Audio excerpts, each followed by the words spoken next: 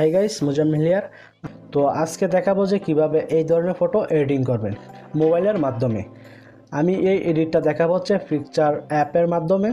আপনারা যে ব্যাকগ্রাউন্ডটা দেখতে পাচ্ছেন এটা অবশ্যই আগে থেকে ডাউনলোড করতে হবে। তো আপনি যদি এই ব্যাকগ্রাউন্ডটা ডাউনলোড করেন তো আপনি ইজিলি এডিটটা করতে পারবেন আপনার মোবাইলের মাধ্যমে। তো চলুন বন্ধুরা, ভিডিওটি শুরু করা যাক।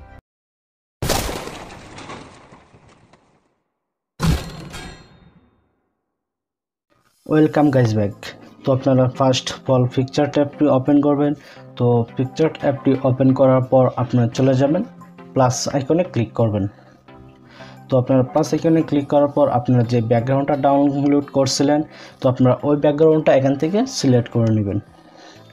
তো ব্যাকগ্রাউন্ডটা সিলেক্ট করার পর আপনারা লেফট অপশনে দেখতে পাবেন যে অ্যাড ফটো নামে একটি অপশন আছে। তো আপনারা এই জন্য একটু নিচের দিকে চলে যাবেন। তো তারপর আপনারা অ্যাড ফটোতে ক্লিক করবেন। তো অ্যাড ফটোতে ক্লিক করার পর আপনারা আপনার গ্যালারি থেকে কাঙ্ক্ষিত ফটোটি সিলেক্ট করে নেবেন। তো আপনাদের কাঙ্ক্ষিত ফটোটি সিলেক্ট করার পর অ্যাড অপশনে ক্লিক করবেন। তো অ্যাড অপশনে ক্লিক করার পর আপনার ফটোটাকে অবশ্যই অ্যাডজাস্ট করতে হবে। তো আপনারা ফ্রেমটা যতটুকু আছে এতটুকু এটাকে অ্যাডজাস্ট করে নেবেন। আপনারা খেয়াল রাখতে হবে যাতে এটা বাইরে না যায়। তো তারপর আপনারা নিচের থেকে ব্লেন্ড অপশনে ক্লিক করতে হবে। তো আপনারা ব্লেন্ড অপশনে ক্লিক করার পর স্ক্রিনে ক্লিক করবেন। তারপর আপনারা টিকমার্কে ক্লিক করে দেবেন। তো বন্ধুরা, আপনারা টিকমার্কে ক্লিক করার পর আপনারা এখান থেকে চলে যেতে হবে টুলস অপশনে। তো আপনারা টুলস অপশনে ক্লিক করে দেবেন। তো আপনারা টুলস অপশনে ক্লিক করার পর আপনারা এখানে অ্যাডজাস্টে ক্লিক করতে হবে। তো আপনারা অ্যাডজাস্টে ক্লিক করার পর আপনারা এখানে ক্লিক করবেন। তো আপনারা এখানে ক্লিক করার পর আপনারা এটাকে একটু কম বেশি করে দেখতে পারেন। তো এটা আপনার ফটো অনুযায়ী অ্যাডজাস্ট করতে হবে।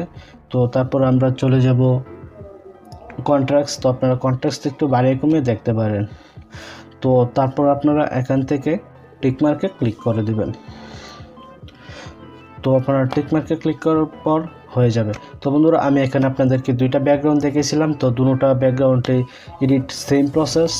তো একটা দেখলে আপনারা বাকিটা করতে পারবেন। তো আপনার ইমেজটা সেভ করার জন্য আপনারা কর্নারে ক্লিক করবেন। তো বন্ধু, আপনারা কর্নার ক্লিক করার পর এখানে সেভ অপশানে ক্লিক করলে আপনার ফটোটা সেভ হয়ে যাবে। তো আজকে এই পর্যন্তই, দেখা হচ্ছে নেক্সট কোনো ভিডিও।